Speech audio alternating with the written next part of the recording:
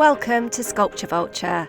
I'm Lucy Branch, a sculptural conservator and author, bringing you a series of interviews with some amazing sculptors who inspire me, and I hope will do the same for you. You can see the photographs accompanying the interview, the episode show notes, and get a free novel from sculpturevulture.co.uk. Hello, Sculpture Vultures. This is a special summer episode of the podcast to coincide with an important date for the Emily Williamson statue campaign. If you don't know anything about this memorial sculpture campaign, then I do encourage you to take a look at www.emilywilliamsonstatue.com. Emily Williamson was the founder of the Society for the Protection of Birds. She watched her favourite species, the great crested grebe, being hunted to extinction for the plumage trade. Appalled, she begged the British Ornithologists' Union to take a stand against Murderous Millinery. They ignored her letters, and in anger she founded her own all-women's Society for the Protection of Birds. That was the year 1889, and the fashion for feathers was reaching a terrible crescendo. The society later became the Royal Society for the Protection of Birds and the conservation charity that we all know and love today. So this episode is an interview with one of the shortlisted candidates, Billie Bond, who I intended to interview anyway in season 2, as she's got a really interesting story.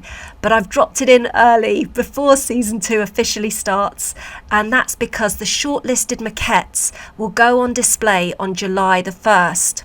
And I'm quite sure that anyone that's listening is going to be interested in this campaign to create a much needed memorial statue of this magnificent lady.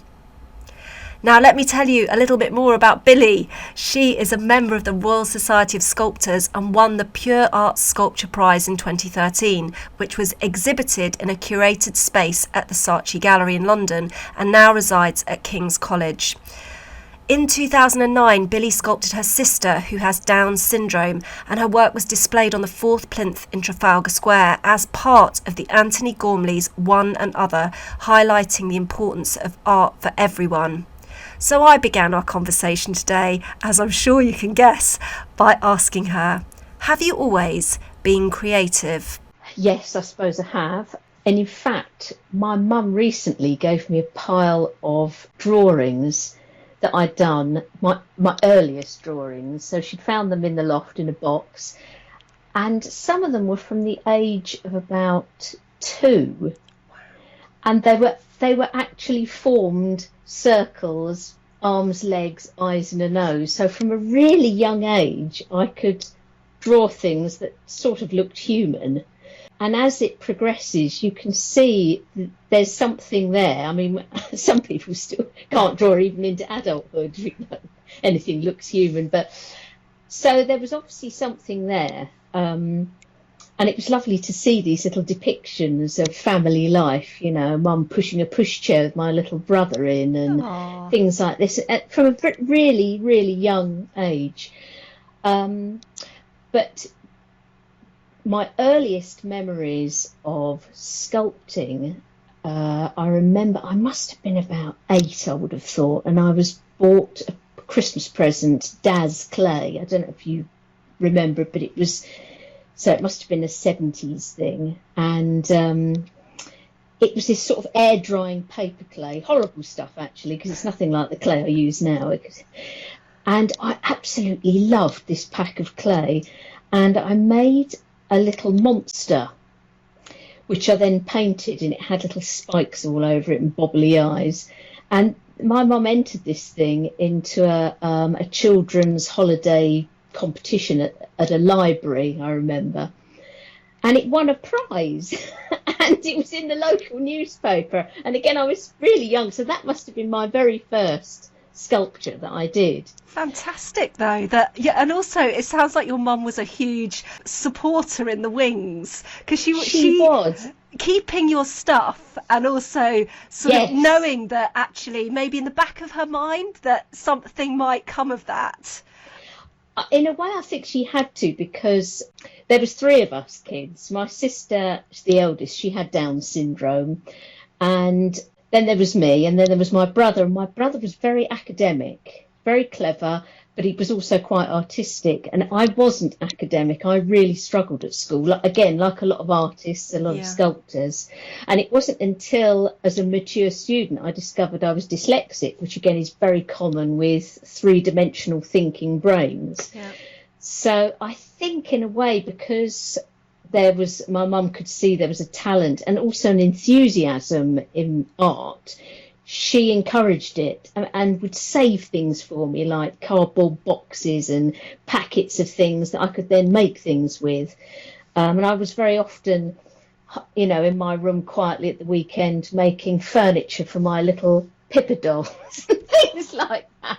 Fabulous. Which, when I think back to it, I got a lot out of making things, three-dimensional things that sort of represented everyday life. So yeah, there was a story, oh gosh, I can't remember what it was called now, but I loved it as a child, about a little girl, I think, that goes to the supermarket with her mum, and she finds in the freezer this little doll, and she starts making furniture. So when she goes back to the supermarket, she makes it a coat and she makes it various things. And I remember that really sort of took over my mind as a child, this idea of building a world for that, for that little thing that was left behind somewhere and was living in this freezer. But it's, creating everything for it. It is a very artistic thing, I think. I mean, I was pretty hopeless at it, but I had a good go. You know what? It's not just the artistic side of it. It's the living a story or being in a surreal world. And as a child, sometimes, I think having a very imaginative mind takes you off into these worlds, doesn't it, with these things, and especially if you don't have many people to play with, or when you're too young to go out, losing yourself in these imaginative worlds, 3D worlds, by making your own things really helps the day to go by. And it's a shame because, of course, nowadays kids have all the entertainment thrown at them, with your iPhones and all this digital stuff, which is a shame because I think that takes a lot of imagination away from children. Yeah, and also they get this impression that they look at YouTube videos of people making things and they get this impression that it happens incredibly easily. And so my daughter particularly has huge frustration in the fact that things don't work out. And I'm like, but nothing in life just works out like that. It's edited. And the best way to learn, of course, is by your mistakes. And if you don't do it in the first place, when are you going to do it? But she's so angry about it, and yet she really enjoys it at the same time. But there's that other part of it, and I'm sure that it's because her perception is it should just go absolutely swimmingly every time. I'm like, no, it doesn't. No. Well, what about more formal sculpture? Was it something that came to you in school, or? No, I mean, my first career, I was actually a nurse. That was the career I had after I left school, which I then gave up and went travelling around the world, and then started a family.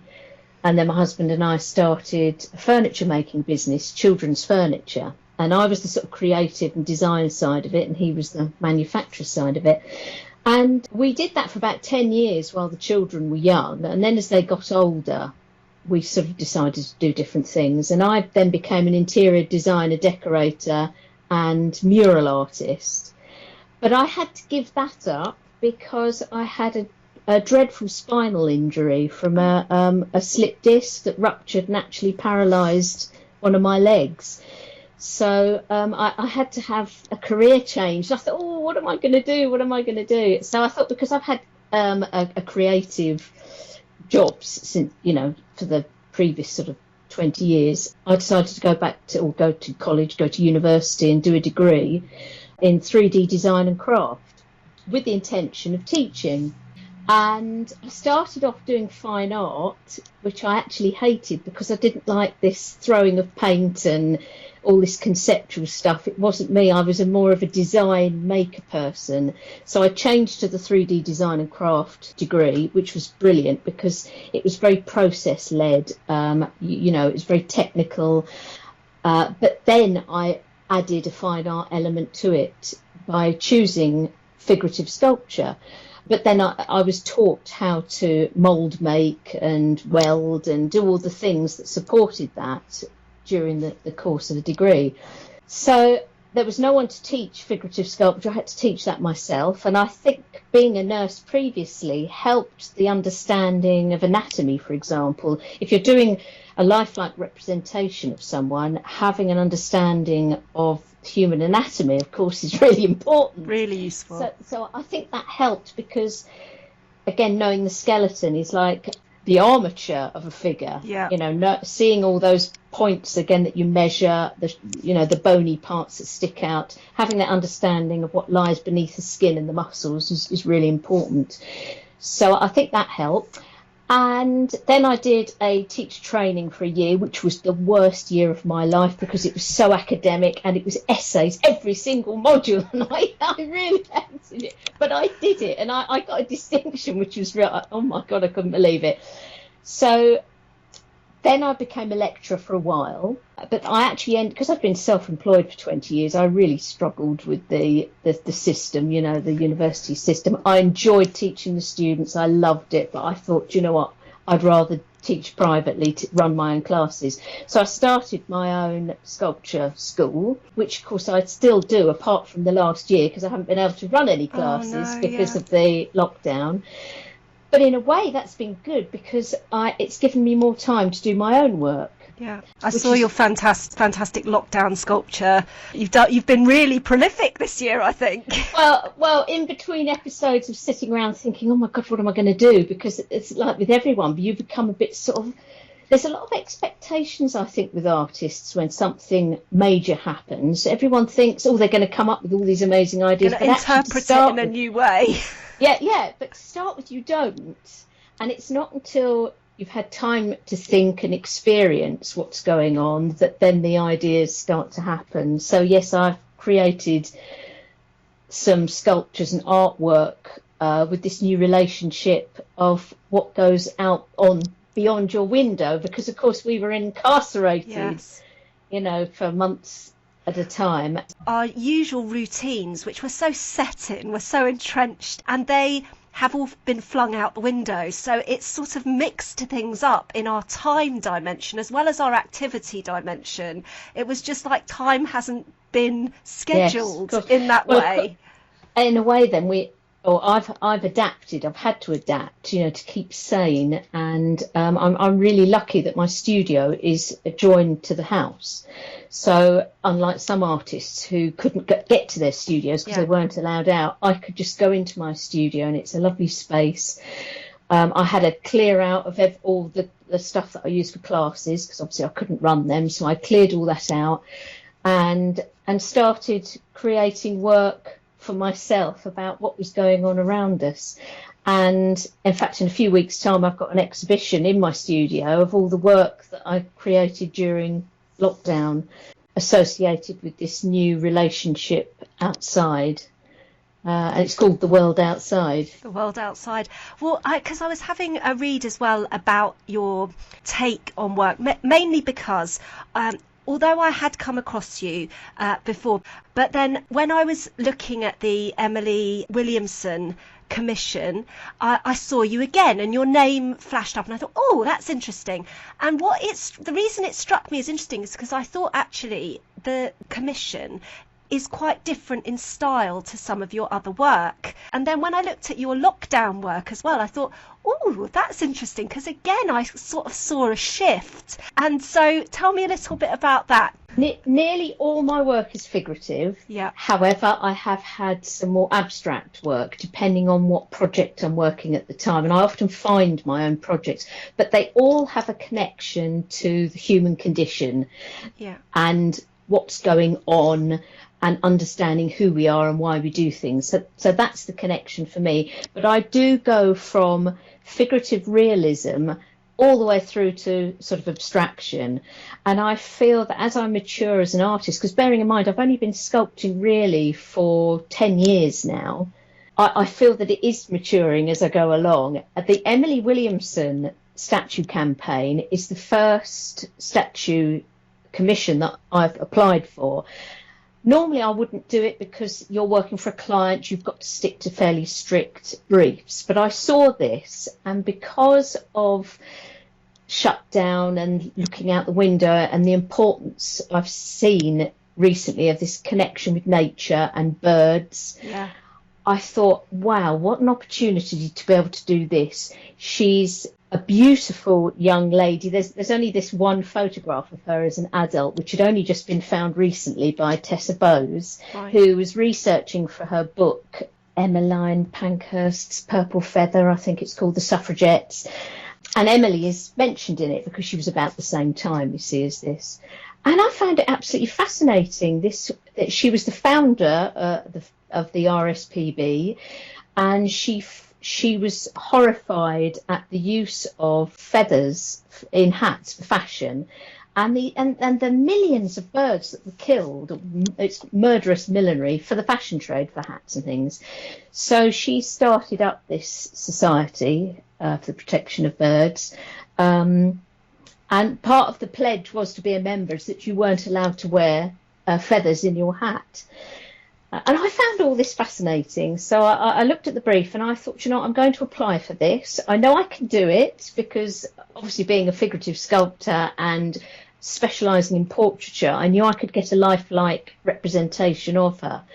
So I put in my proposal, which is of this beautiful Victorian lady sitting down on a bench in a lovely bustle dress with all the silk glorious folds. It's a lovely, lovely sculpture. Oh, thank you. And the important thing for me was to look at the story of what she did. And to me, the hat had to be part of the sculpture. That was part of her story. So I thought, well, I can't have a hat on her head. So I had this idea of her presenting a hat turned on its head, as it were, proffering it back to the birds upside down as a bird bath, with a little bird perched on the rim of the hat. And underneath you see the stuffed bird, the feathers all sort of trailing down. So it's a sort of symbolic offering of her protection towards the birds. And I've been shortlisted, which is great. For the shortlisting, we are actually being paid it's a paid commission to have the maquette cast in bronze. Okay. So it's enough for us to be, get paid well for it and pay for the bronze cast. So it's brilliant. And I've got experience doing commissions of figurative things that go off to the foundry. So I've already got a relationship with the foundry that I'm using, Bronze Age in London. I use other, and of course I've chosen them for this because of their experiences in public statues and works. So, and luckily for me, it's only an hour's drive away, which is fantastic.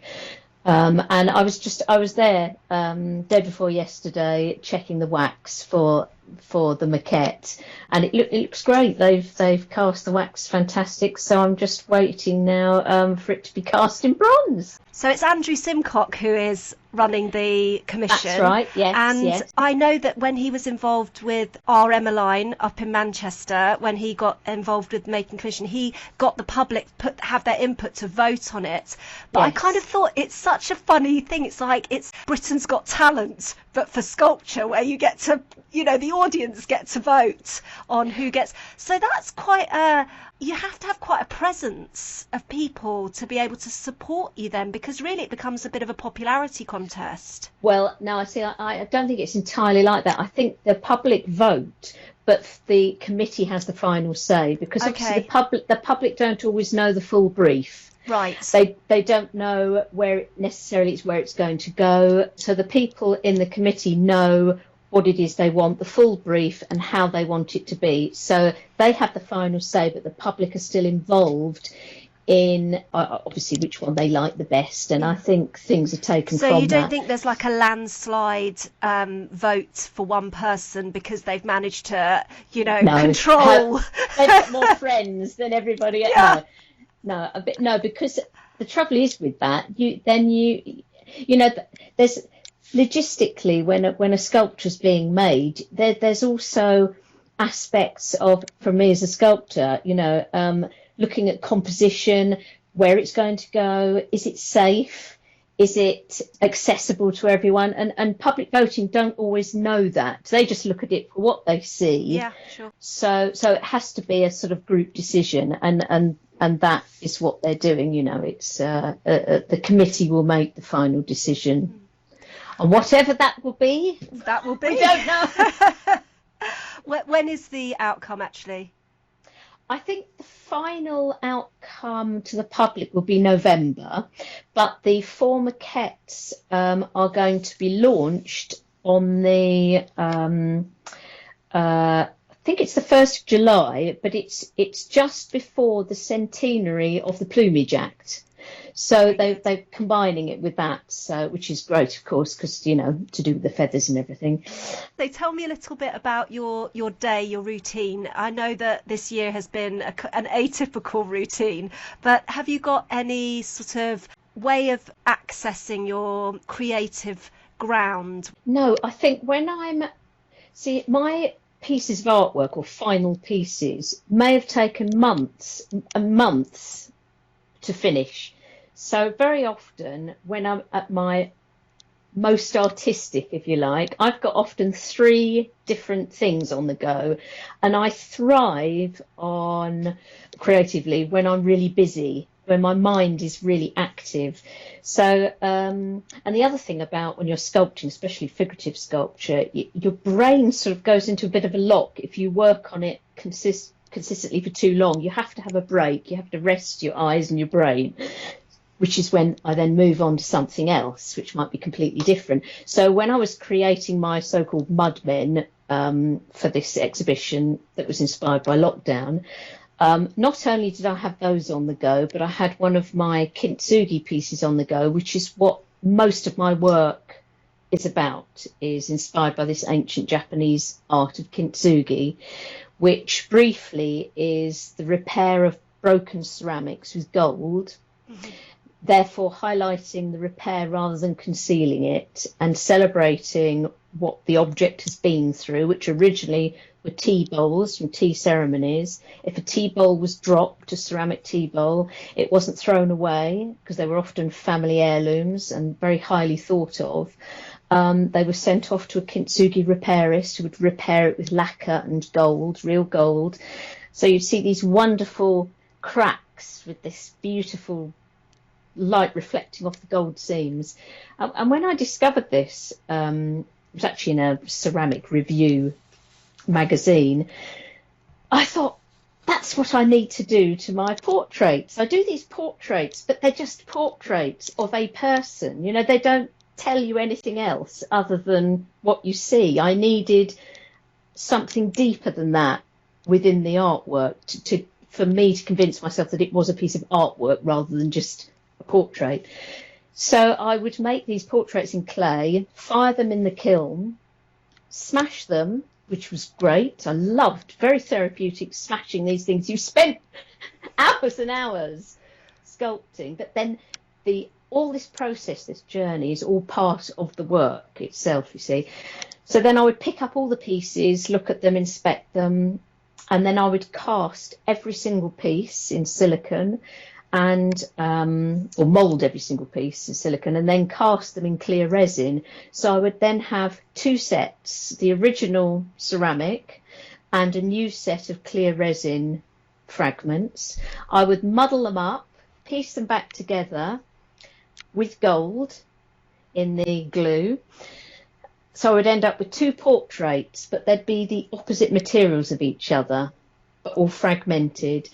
And then to me, the attention is taken away from the portrait and the person to this surface of trauma, of a journey, but of something that's healed and has become more interesting than it was before. So that's what you mean in your artist statement when you say the rendering of realism is a craft, the art begins when I destroy it. Because I did sit and think about that and think, what exactly? I was wondering, because obviously my background being conservation, I was thinking, does that mean that you want your works to disappear, to degrade, and to not be preserved? Because that is something that we come across occasionally, where artists say, you know what, we don't want you to touch this, which is really difficult when you have someone who's paid £1 million for it and they're like, we want you to keep it just the way it was. And I'm like, yes, but the artist doesn't. Yes. I then repair it, you see, Yeah. and that's all part of the artwork, is that journey. Well, it sounds to me like you're really a frustrated restorer. Because yes, obviously, do you know what I said?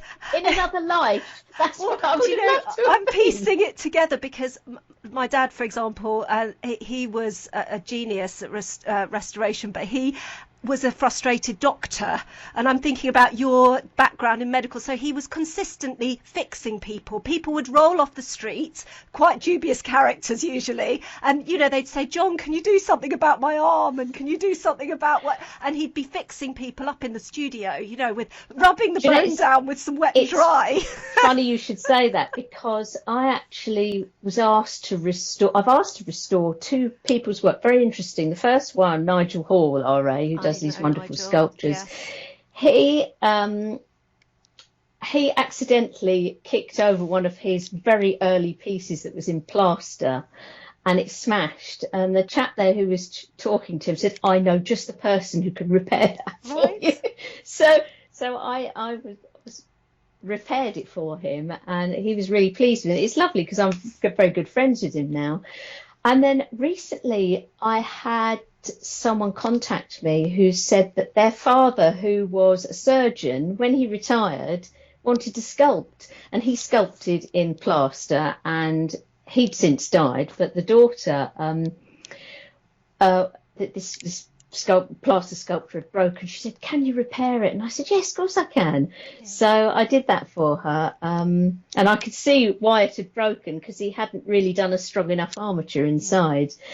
But yeah, fantastic. I mean, so the thing is, I can mend as well. When we're restoring anything, or conserving really is what we do more of these days, is that the history of the object and its evolution is vitally important to the story of the sculpture. And so we aren't, in the old days, in the 80s, you would wipe away that history, whereas it's valued now.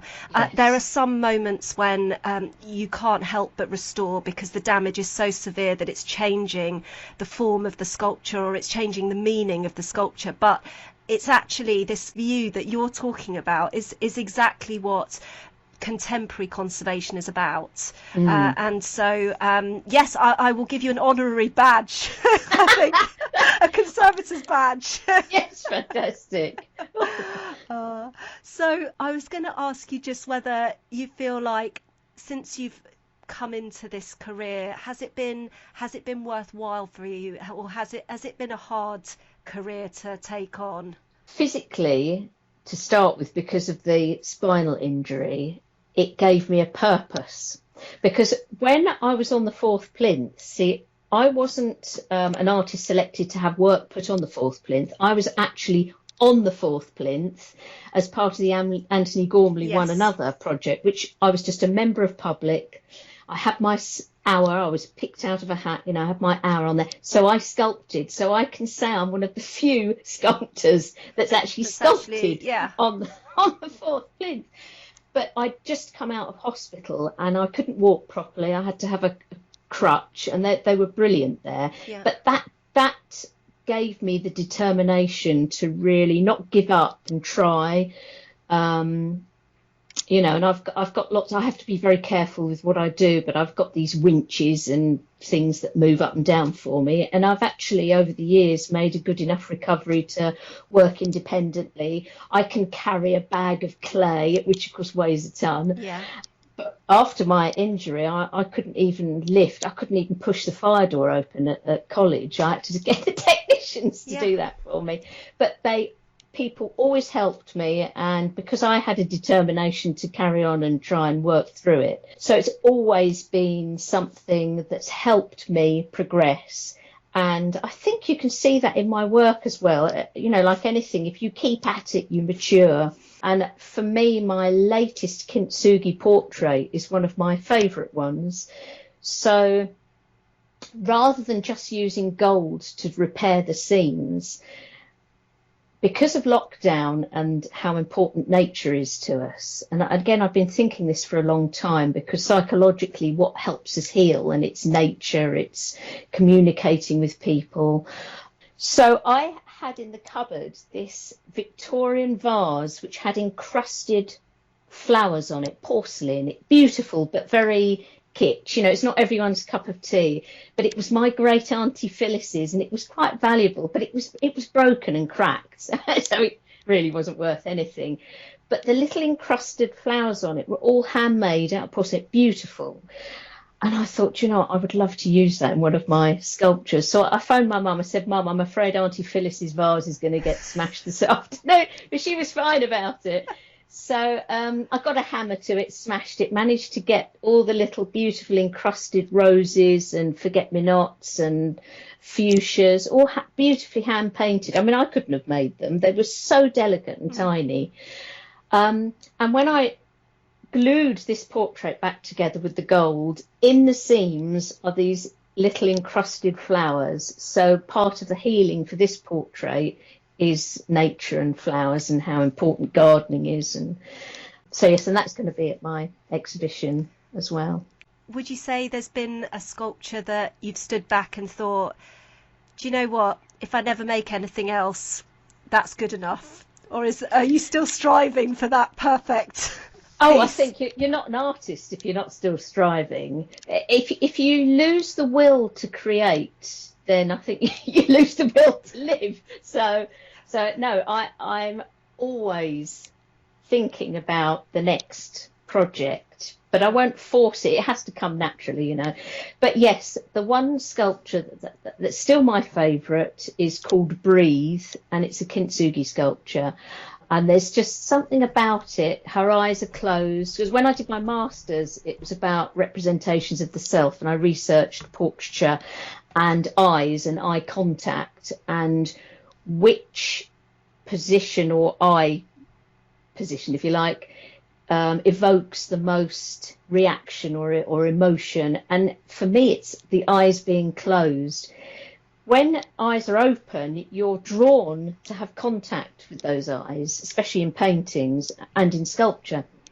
When the eyes are closed, you are sort of drawn to that portrait's inner thoughts. So, and you don't know what that person's thinking, and you're allowed to think what you want because, you know, you don't know what's going on inside the head of that portrait. So this particular portrait, Breathe, she's got her head slightly raised. There's a very slight little grin, just a hint, and her eyes are closed. That, to me, is the one that I would love to see enlarged and in a public space where people can connect with her. And think of their own healing or trauma or whatever.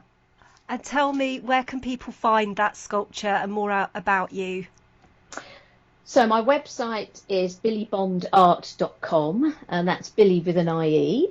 Instagram, you can keep track because I'm always on Instagram. Whenever I'm making something, you'll see every step of the way. You're very on generous, actually, with all your footage and things like that. Yeah, I don't mind showing people how it's done because the actual act of doing it is the thing that's difficult. My Instagram account is Billie Bond Sculptor, and my Twitter account is also Billie Bond Sculptor. Very good. Thank you for taking the time with us today, Billie, and hope to speak to you again soon. Although the Emily Williamson sculpture is close to my heart because I will forever be banging that drum about how society needs to have more female public sculptures in bronze, but that isn't really the main reason that I wanted to talk to Billie. What piqued my interest in her was her why behind her sculpture. Though obviously talented and creative from an early age, it was her serious spinal injury which paralysed her leg and made her turn to sculpture. And the thing is, random, unfair, chronic, serious illness is something that strikes so many of us in our lives, and how we cope with it, I think, is often to do with what we channel our focus into. And I just can't help but admire that she refuses to be put down by the curveball that life threw at her, and she channeled what she had into sculpture, and it gave her a purpose. Now that I know more about her story, I can see precisely why the Japanese art of kintsugi, golden joinery, appeals to her so much and is meshed into so much of her work, and why it calls so much to her soul. The notion of the repair being golden is such a tantalising idea and a triumphant way of thinking about our frailties and might be physical or mental health challenges. So there were millions of reasons that I wanted to start this podcast off, but one of them is just precisely for such as this. By seeing deeper into the sculptor, you can sink deeper into their work. And so often, countless times with artists' websites, they're just so slick and so beautiful and curated and professional. But it's this personal stuff that is airbrushed out. Maybe it doesn't seem palatable somehow, and it's actually, for me, the personal stuff that gives the work the salt and pepper and helps me to enjoy it that much more. Now, I might end up slipping another summer special into the feed in August just because I can't help myself. But if not, don't forget to tune in to season 2 in September, where I have a whole feast of content for anyone that loves being inspired by sculpture.